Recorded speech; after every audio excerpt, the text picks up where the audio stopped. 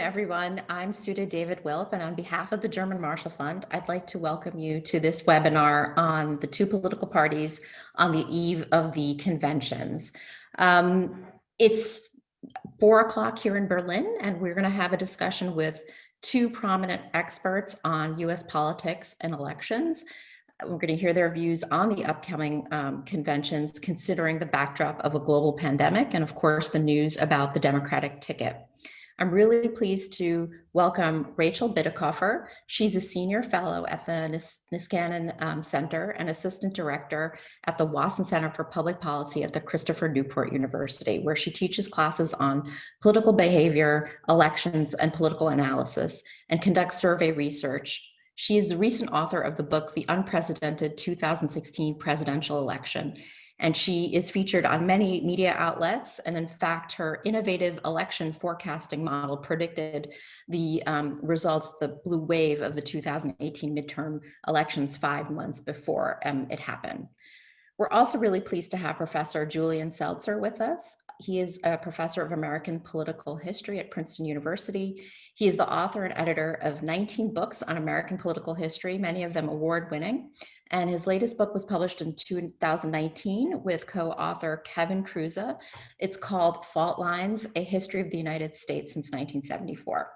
He's also a frequent commentator in media and has received fellowships at organizations such as the Brookings Institution, the Guggenheim Foundation, and New America.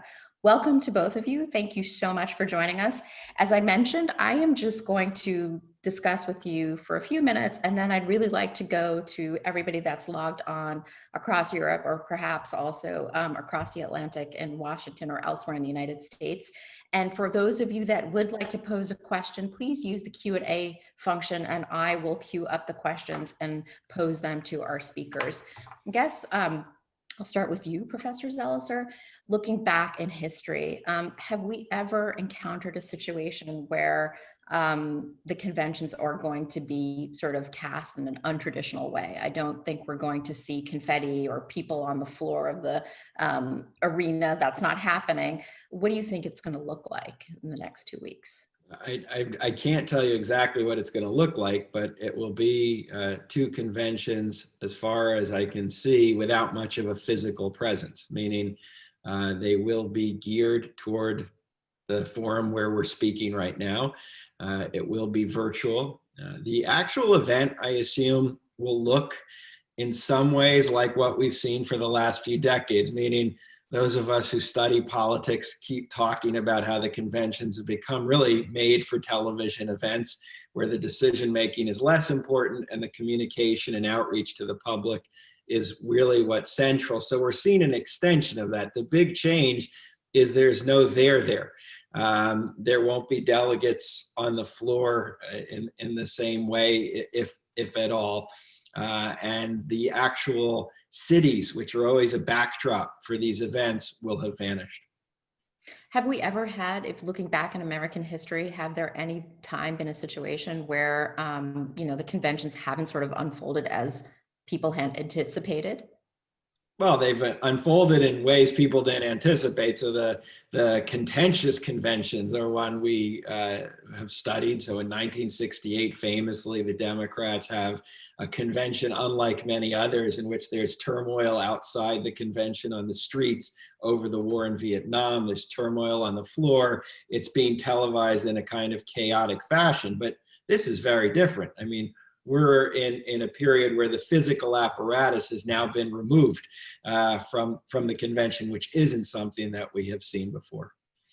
And I mean, what is the objective of these conventions? I mean, what do political parties use these conventions for? Is it to sort of, gear up the base, perhaps persuade undecided voters, solidify their platforms? How do you see the function of the political convention? What role does it play? Well, it's changed. So pre-1968, conventions really were a place of decision making. And the two central questions that the party apparatus had to deal with had to do with the candidates and who should the presidential and vice presidential candidates be, and what fit best with the needs of the party. The party platform was extremely important in terms of dictating an outline for an agenda that would represent the party, and other sorts of party decision making. This was a place where everyone congregated every few years to have these discussions. That's no longer what they're about. So one thing convention is doing is it's a focused showcase, both of the candidate and the party transitioning from the primary and caucus season into the general election. This is the most visible moment for the party to say, this is what we're about, this is our prime candidate, and they have space that's free from the debates or the campaign trail where they really control a lot of the agenda. And it is, yes, it's obviously a way to excite the base. This is a time where not only are you talking about, for the Democrats this year, Joe Biden and Kamala Harris, but you're also showcasing voices of the future, like what happened with Barack Obama in 2004. And you get people really geared up about what the party is, especially in an age when many people are often tired of politics or frustrated with what they see and hear. Rachel, what do you think? Do you think that the political conventions, will they sort of give a bump to the respective parties? What do you anticipate seeing in the next couple of weeks? Oh, you have to unmute yourself, Rachel. That always happens to me too. Yeah, it wouldn't be a Zoom if nobody did that. So, so political scientists have long documented the convention bump. And what they have learned about it, sorry, I have something on my tooth. What they have learned about the convention bump is that actually most conventions do produce a bump, but in the polarized era, it has been much more mild. So in American politics, everything that's happening here in America is defined by that concept of polarization. And because of this, I mean, when we look at what's going on with Donald Trump now with the pandemic and like all of the events of the last 3 months, it might surprise people in this audience to find out he started this period with a 43% approval rating, and he is ending it with a 43% approval rating. So historically, we saw quite large convention effects. Like Bill Clinton, I think, got a 16-point convention bounce when, because the country didn't really know him as the Arkansas governor, and they got introduced to him at this convention. But nowadays, these convention effects are quite mild. There's just a few points, and they do erode fairly quickly. So, you know, they are, you know, the candidates and the parties do take them very seriously. And, but we saw a really rough convention for the Republicans in 2016. And obviously, President Trump was not hurt that much by it. But I mean, you talked about the polarization in the United States, and Professor Zelizer, I'd love to hear your views on that too. Are there swing voters still? I mean, is there a way for the parties to, are there people that are undecided, do you think, out there? And can the parties in, you know, the next, what do we have, like a little over 2 months, still be able to win voters? What are your thoughts on that? And will the conventions be helpful in that objective? Rachel. Oh, for me, no. So yeah, like I was talking about, in the 1990s, you would get this, you got this 16-point bounce for Clinton. And that's it. I mean, so when we talk about like polarization, we are really talking about a quantifiable empirical trait in mass voter behavior. And one of the reasons that Clinton had this big swing is that that was a period of transition for the American electorate. We had the southern part of the country realigning between the Democratic Party to the Republican Party. And we also had the ideological realignment of liberals and conservatives. At that time period, of course, their main affiliations were still Democrats and Republicans, but there was a healthy contingent of liberal Republicans and conservative Democrats, and they were doing this thing called party sorting, right? So at that time period, there was quite a bit of independence and voters up to grabs. But today, when we look at those polls and we see that 30% or 33% of independents, it is slightly misleading, because most independents are what we call leaners, and they lean towards one party or the other, and those leaners tend to behave in terms of their vote choice and issue positions very much like partisans. So we're really talking about a much smaller slice of the electorate that is what we call swing voter potential. And, you know, that's why we see so much of the, I mean, we're really talking about an amazing period. This election itself, but also the time period of American politics is really, really, really unique, because we're talking about inelasticity of public opinion. I mean, there's only one world leader in which this pandemic came in and their opinion did not change, right? And that's Donald Trump. And that's because the American public we've got a body politic that's sick with a disease, and that disease is hyperpartisanship and polarization. So literally they're incapable of rendering, judgment on performance or what have you. And that's why we're not seeing, like, you see the pandemic come in, you see the public react to, in Brazil, in France, in the UK, in Germany, right, to a good or a bad performance by the leader. And in the US, that public opinion just remains a flat line all the way through. I mean, that is an amazing characteristic of public opinion to be That's seen. true. I guess the only exception would be like someone like Governor Cuomo, right? You have to look at the subnational level. Well, that's a totally different game. Yeah, I mean, it's a totally different game. But I mean, just because at the subnational level, you can see some health remain in the system, doesn't mean that the system's not sick. Right. And that's a good way to segue back to Professor Zelizer about my question about polarization. I mean, is the system sick? I mean, the polarization has made itself apparent in US history before, but are we at a breaking point? I mean, your book is called Fault Lines. Are we really at a point where it's never been this bad? Well, I actually have a new book where the title's even worse, Burning Down the House. So you can see my, analysis of where things are going. And I don't know if we're at a breaking point, but things are certainly broken. I do think everything that Rachel said is true. And the effects of this polarization is, one is that you have this rather immovable public opinion, which is remarkable if you're living here, because the heat of the debate is so intense. And the ferocity of the feelings about everything from the pandemic to criminal justice is so tangible to people living here. It's remarkable that public opinion doesn't really change in the end. But the second part is the difficulty this has resulted in with regards to governance. And we are at a moment where I believe governance is becoming incredibly dysfunctional, and we're seeing that play out in the United States when you're not talking about the subnational level with the pandemic, where the response has been absolutely astounding at key moments where basic scientific, steps that are needed to be taken are pushed aside, where disinformation is now something that is pretty regular to hear, which is very dangerous, obviously. And this is all just one more example of the effects of this polarization on our ability to govern. So I don't know if we break, maybe we don't break, maybe we stay exactly here. And that's kind of the story. But it does, and it has profoundly eroded our ability to handle long-term crises and even short-term crises like the one we're facing right now.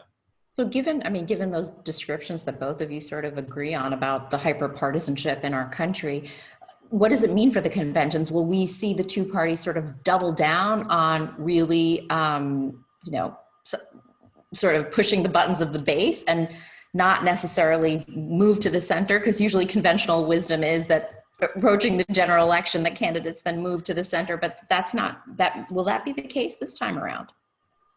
If that's for me, I mean, either or. I'd love both of you to weigh in okay. on that, in fact. Rachel, do you want to start? Go ahead, you go first. Yeah. I mean, it will be different. The parties are not the same. And this is something also social scientists have been writing about. The Republican Party as a collective has moved much farther to its extreme and remains more united than Democrats do. And you can see that in the nominees. I mean, the Democrats ended up not with Bernie Sanders, but with Joe Biden. He has now picked the vice presidential selection of Senator Harris, who's certainly exciting and will energize a lot of Democrats, but she is in the spectrum toward the center on many key issues, from Wall Street and even on criminal justice issues. And so I think there'll be two very different kind of conventions. I do think the Democrats virtually will still run something that aims more to appeal to this handful of swing voters and independents, to the frustration of many Democrats. While I think Republicans are going to double down. Just think of 2016. I mean, when you have one convention where speakers are chanting "lock her up" about the nominee, it's very clear how far that party has moved. And I think we'll see a repeat of that. It's a tale of two different parties in how they're responding to this era of polarization. Yeah, my colleague is definitely right about that. And we can see this in social science literature and political science studies that study polarization. We see and quantify this asymmetric aspect of polarization and hyperpartisanship. And it's a function of a few things. I mean, number one, the Republican coalition is homogenous in terms of its racial composition, and its ideological composition is like its modal ideology is conservative, where the modal ideology in the Democratic coalition is moderate. So it's a, you know, it's a product of those things kind of helping extremism gather a better foothold. But we really need to keep it in the context in mind is that the Republican Party has had, it started with a popular rebellion in 2009 and 2010 that really focused on purging moderates through the primary process, and then moved on to a full-on civil war for the party's nomination, which ended in the nomination of Donald Trump and that one, you know, the nationalist populist wing staging a full-on takeover of the party. And, you know, the proof is in the pudding, because when you look at who is trying to beat Donald Trump, it is true that the Democrats are predominantly that group, but the entire brain trust of the Republican Party has been exiled from its own party, and it has now formed a super PAC called the Lincoln Project, and is working actively with the Democratic Party and in a very aggressive manner to try to beat back this new version of the Republican Party. So that's important context to keep in mind as we move through this. So we really are looking at two very different, distinct parties with different, like they're in their evolutions in different ways. Now, that's not to say there is no ideological problem in the Democratic Party with ideological extremism. Obviously, they almost nominated Bernie Sanders twice, right? So it's not to say there's no issue there, but they're definitely, in terms of that evolution and strength, in very different places. So I froze up a little bit on my internet, That's but okay. it looks like you Like I all said, carried on the conversation, which I'm really glad about. But I do have I have a question from Gerald, who's on the line, who wanted to know a little bit about what Professor Zelizer talked about, how conventions can also showcase down ballot candidates. Maybe Rachel, you can take this. In the Republican Party and even in the Democratic Party, Vice President Biden has been pretty open about saying how he wants to pass the torch on to the next generation. Do you think President Trump is going to do that too this month? And then I'm going to, I encourage all of you to send me questions on the Q&A function. But go ahead, Rachel. Yeah, you know, I told my students in 2016, and this is before I knew I'd be a, you know, nerd famous election forecaster one day, that, you know, if they managed to elect Donald Trump, it would probably be a problem of winning the battle and losing a war. And one of the many ways that I meant that would be in the party's brand. And one of the ways that has manifested is these party conventions, because, I mean, I think it particularly in 2016, but we're still seeing it here in 2020.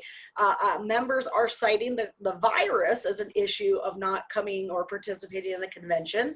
But what it really is a guilt by association problem. They don't want to, they need to support Trump because you can't not support him, or he will literally throw you under the bus on Twitter. So they have to support him, but they don't want to actually share a stage with him in that same way. And where that's particularly been damaging is in the upcoming talent pool, because it is so heavily invested in that millennial generation. And within that Republican public opinion pool, there is a huge difference between millennial Republicans. Now, you don't see a lot of never Trump Trump millennials, and that's because they are career-wise not positioned to make that sacrifice. And I tutor and mentor a lot of these young Republicans, so I know intimately the struggle that they face. They need paychecks and jobs and career trajectory, so they're working as legislative aides on the Hill, or they're working in campaigns, but they are closet never Trumpers, where they don't care for the racist and misogynistic and bigoted aspects of the Trump presidency, but they know better than to vocalize that to even their colleagues, right? So it is a very difficult problem for the Republican Party, because it has really hampered that showcase the future talent pool aspect of the party, and instead it has them showcasing the talent pool that is on the, like, I guess, like what we would call like the, like more like the I don't know what the word is, but like the outrageous type of, you'd see them on right-wing media type people, rather than the serious policy heads that were in that pool as well. Okay. I have one more question for you, because you talked about young people, and I'd like to go back to Professor Zelizer. This is from Ryan Heath of Politico. Have you modeled possible impacts arising from the millions of students that are not going to be on campus and may be inhibited or not be inclined to vote, since it's not going to be easy for them, whereas on campus, I guess there's a lot of voter registration drives? Yeah, so this is particularly important at the congressional district level, because generally speaking, most students do stay in state. There is some out-of-state students, but those tend to go to Ivy League colleges or expensive private colleges, like the ones my professor friend here teaches at. But when you're talking about, like, okay, the student body is missing from Ohio State.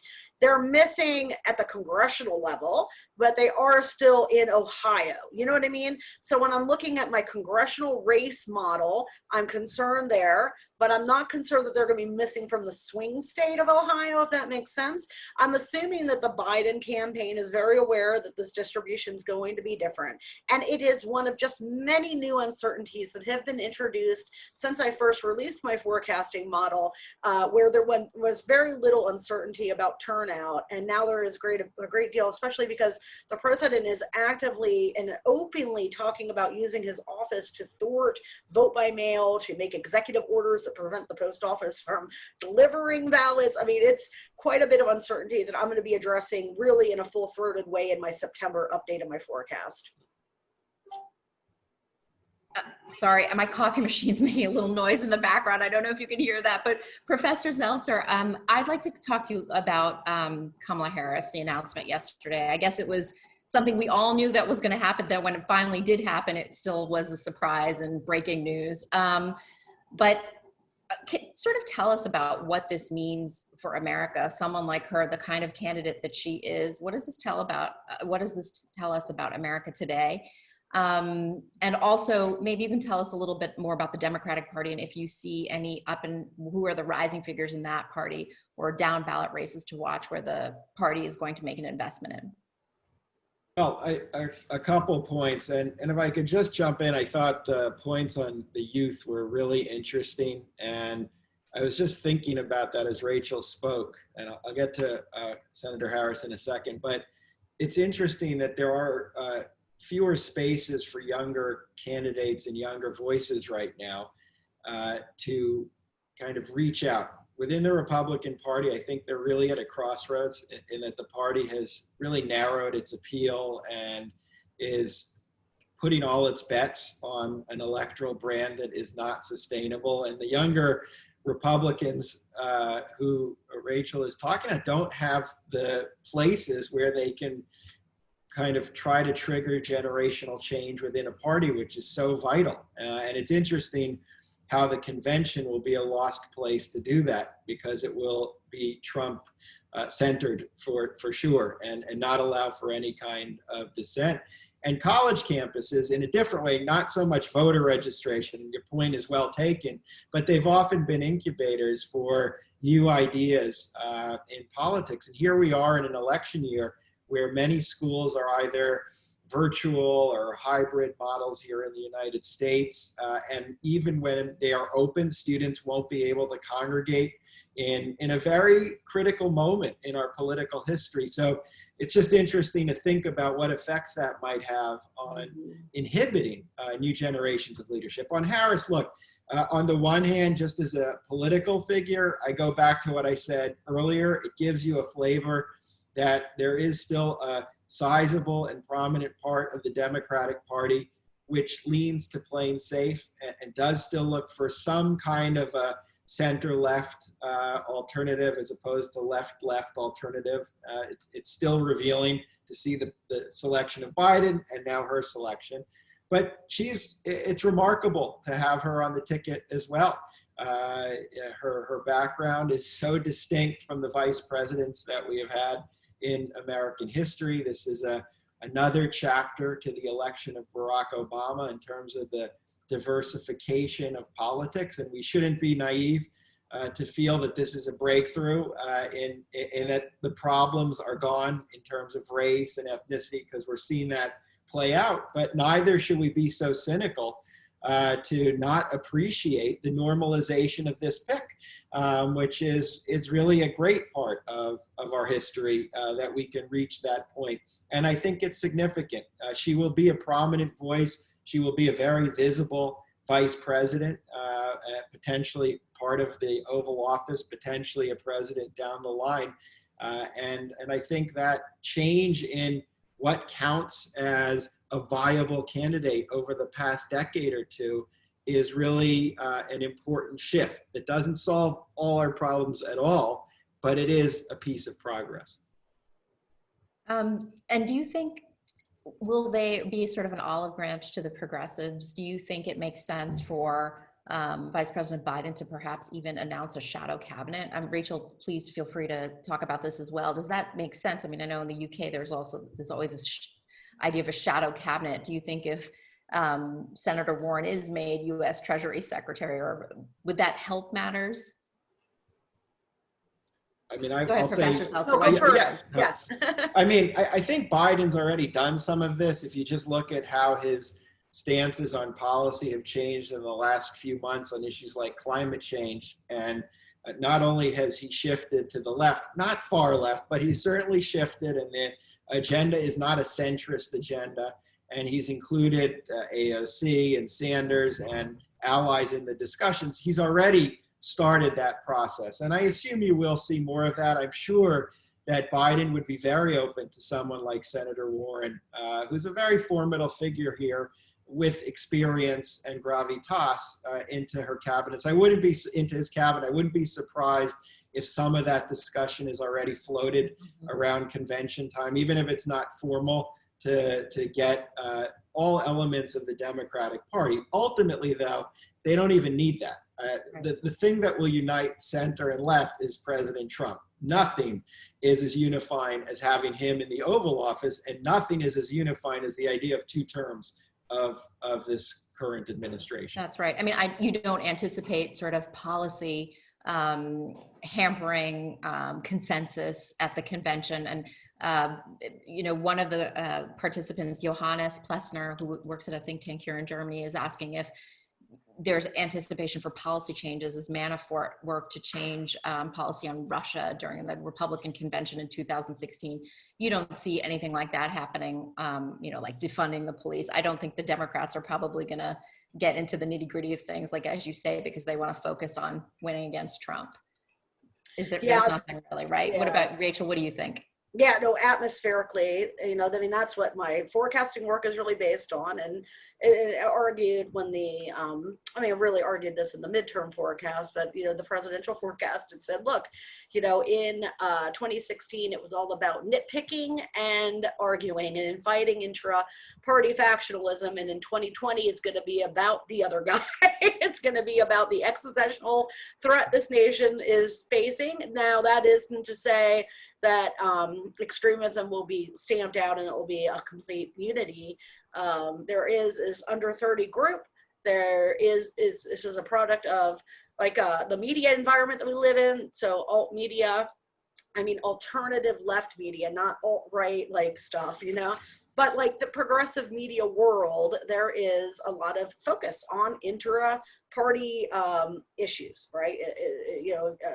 Defined as a show that focuses more content on Nancy Pelosi and Chuck Schumer criticism than on Donald Trump and Republican Party criticism. And because of that, there is this element of people who will not vote on the Democratic ticket, but it is going to be at least half of the size it was in 2020, and only that big because Donald Trump and the Brad Parscale Death Star is designed to micro-target those people and try to rise that animosity level up. But I had a data set that a field of indicators I would be tracking. One of them I had to wait to track was party unity, and I had to wait until the primary animosity ended enough where I could really be measuring party unity and not like leftover hard feelings from the primary. And so I was looking to see, okay, well, how long will it take Democrats to rally around Biden, and what will be the extent of that? And it happened so quick, and it's already in the 90s. And to compare that between now and 2016, where Hillary Clinton could not even get above 86% after the party convention, it really is a sign of how different atmospherically negative partisanship has made this election cycle. And then, those things were all advantages that Democrats had structurally. And now you add into it what I call the pandemic effect, which is Donald Trump's gross mismanagement of this pandemic, which, we can see because it's not an American tragedy where it's only here. We can see how other countries in the world are faring with their leadership and how they responded. And, it really does contrast. I mean, not other countries are not just, feeding citizens into a mill of a pandemic and, moving on, right? So Donald Trump's real problem now is that he's got these two huge effects working against him. They're combining for about an 8 to 9 point advantage for the opposition party. And it's unfortunate that he is waging open warfare on the institution of voting. And it's very concerning. It's something that people should be up in arms about and really putting full attention to, because, this is American democracy that's on the ballot. Yeah. I mean, and maybe we should talk in a year, but I mean, did you ever anticipate a black swan event like the pandemic? I mean, will you go back maybe in a year and see if the pandemic didn't happen? President Trump seemed like he couldn't have been cruising towards re-election, right? Not on my forecast. Not, so you were anticipating a loss even before the pandemic. Yeah, so my forecast was released 16 months for the first time, 16 months before election day, and it said it will be a tight election because of polarization. But like in the midterms, we're going to see this is before the pandemic, we will see a 70% turnout. That's a 10-point increase over 2016.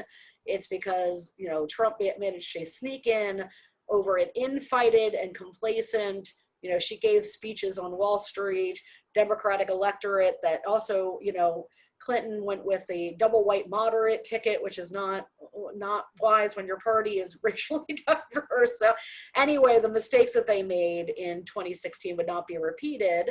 And so my initial forecast, though, did say there could be a cataclysmic event, right? We could see a World War III level event, a Great Depression. Is not likely, but it could happen. And if so, that could change the fundamentals. So one thing I will say is that it did not have to be that this pandemic hurt Donald Trump. He could have managed it like every other world leader and actually come out advantaged by it.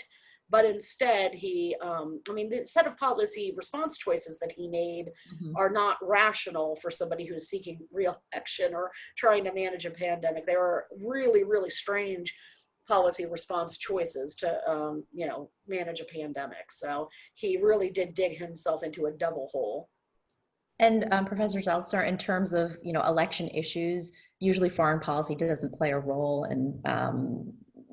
during a U.S. election, doesn't play a huge role, except maybe, during in 2008 with Afghanistan and Iraq. But are there any issues that are on the table right now that, do U.S. voters care about the U.S. image in the world and U.S. leadership in the world? Well, I mean, the way foreign policy often has an effect is not directly the policy. It's not like, what does a candidate think about US relations with this particular country or this region, but it becomes a way from what people read and see to evaluate just leadership and what they think of how someone handles the office.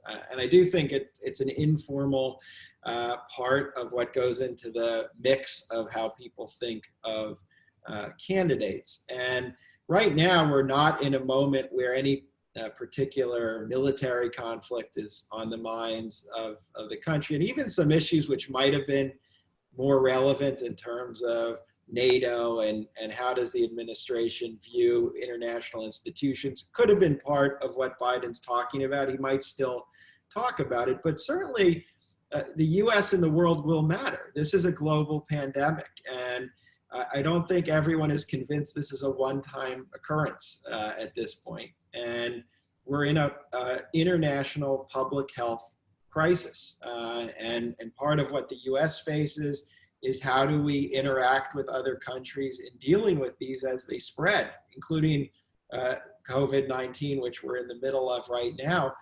And I do think that can be part of the conversation. Again, it might end up just being part of how a voter thinks of what are the risks or benefits of having President Trump in office again, or what are the benefits of having a Biden-Harris ticket with their particular world view, a more internationalist worldview for this issue. So I do think it will matter in that way.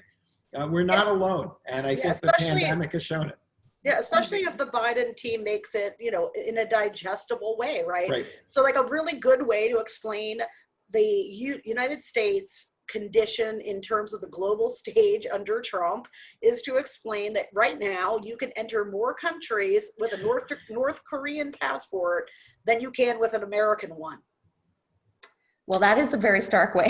That's a powerful talking point. I think people would understand that. Right. And that question, by the way, came from simple to understand that, right? Yeah. Make America great again. Exactly. Wow. And what about because of where we are right now in terms of a health crisis, a great economic crisis, do you see American politics shifting toward the left? Is there, this question of the welfare state and this question of socialism, which is used, Europeans always think it's used very strangely when Americans talk about socialists, but do you think more Americans do want more welfare state benefits that they aren't getting right now? Go ahead, professor. Yeah, talk about the American. Yeah, look, I don't know, you have to say, are we veering towards socialism? That kind of falls more into the way it's described by the GOP often. But certainly we're in a moment where the value of government is more visible to Americans who don't follow politics than it is at other times, whether you're someone who doesn't have a job because of the pandemic or looking at the very real possibility you won't have a job very long.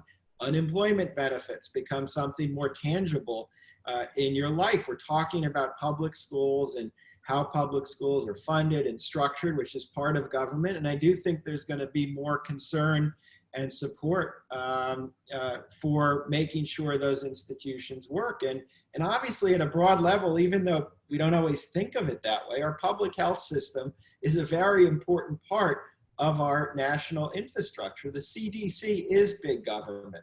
And I think there's going to be more people as we live through another surge of this and more months of closing who are going to be more sympathetic to the idea markets can't solve everything.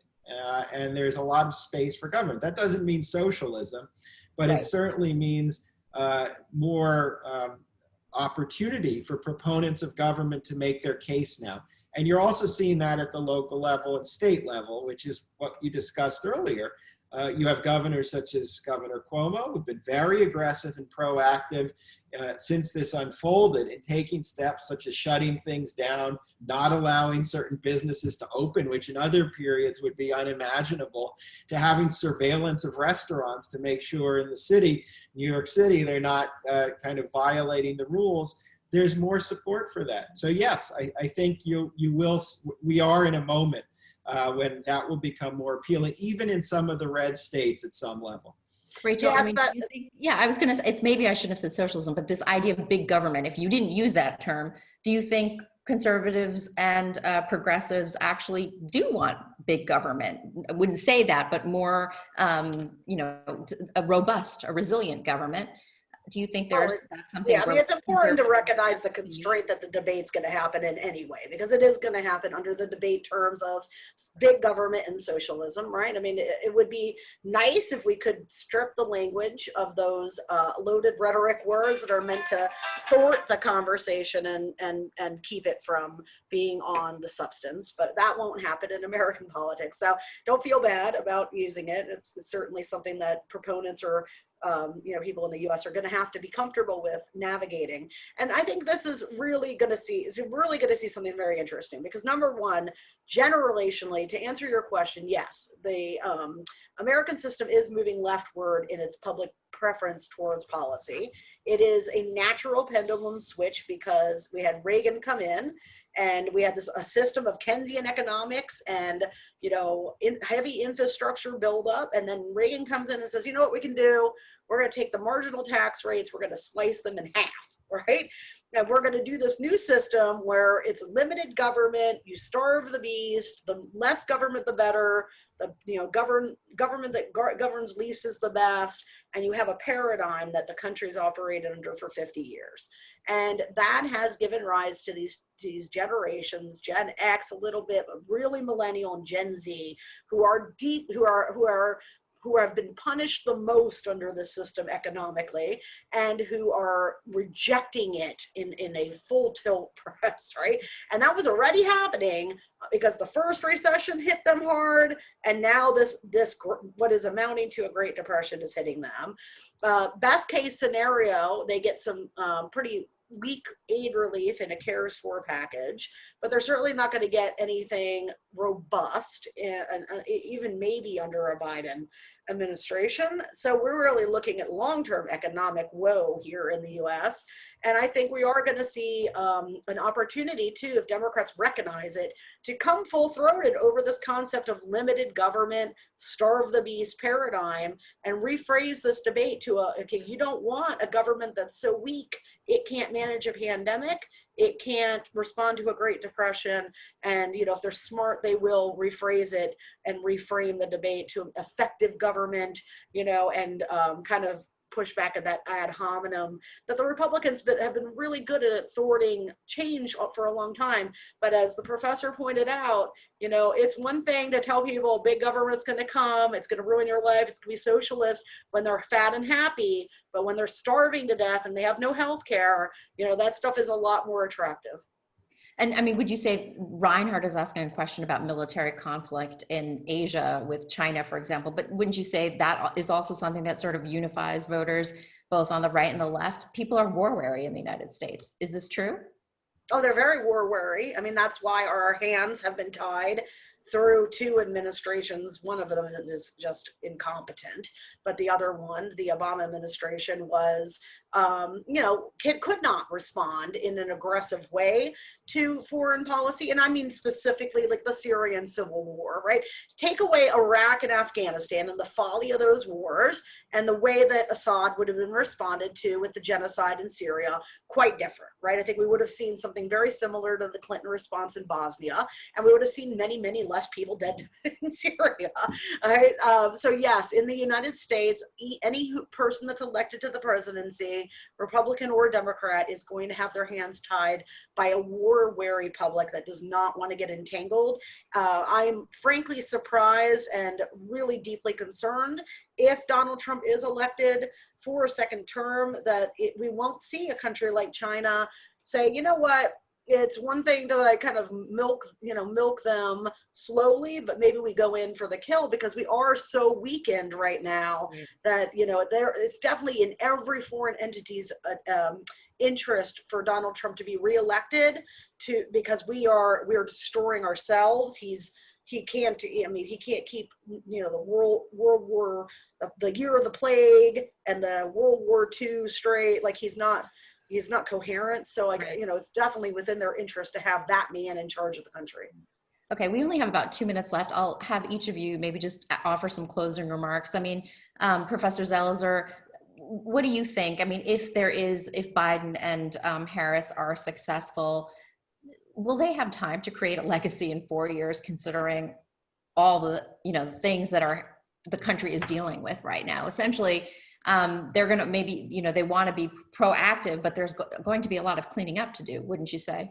I think given the state we're in, if you can effectively clean things up, that will be legacy making. I mean that the problems are so severe right now, and going into this convention in this state for the country, if they can win, and in 3 years, they can have the country not just back to some kind of normal, but with an infrastructure to deal with these problems and fixes to some of the institutional issues that have emerged, that will be legacy making. I think that's how bad things are right now. And so they don't need a new giant piece of social legislation like the ACA or something to define what they're about.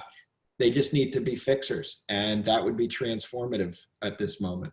It's unfortunate that That's very sobering. Exactly, very sobering. Yeah. Rachel, one quick last question for you. If there is a clean sweep, House stays with the Democrats, Senate flips, and there is Biden and Harris get the White House, do you think the Republicans will come back in the midterms in 2022 or 2024? I mean, one would think maybe it would have been better for them to cut their losses now and renew. Do you think that would be, or is it going to take longer for Trumpism to sort of exit the Republican Party?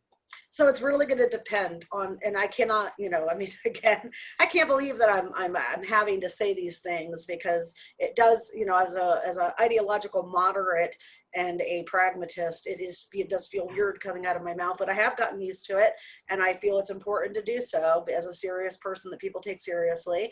It will depend on how the GOP reacts to the loss, because right now, not just Donald Trump, but the RNC chairwoman and serious Republicans are entertaining his notion and very, unsubstantiated claims of election fraud.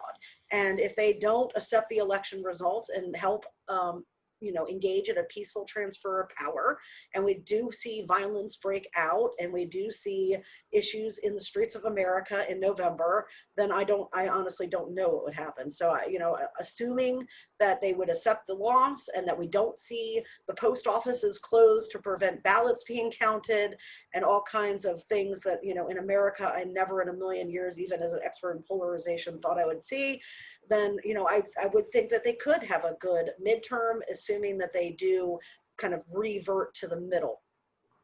Well, I didn't mean for your last remarks for both of you to be, not so uplifting, but okay, I never get a pleasure talking twice. So. Thank you, both of you. We're really grateful for your time, and thanks to all of you that are tuning in across Europe and back home in the United States. Look forward to welcoming you to our next GMF online programming. Take care, everybody. Bye-bye. Thank you. Bye-bye.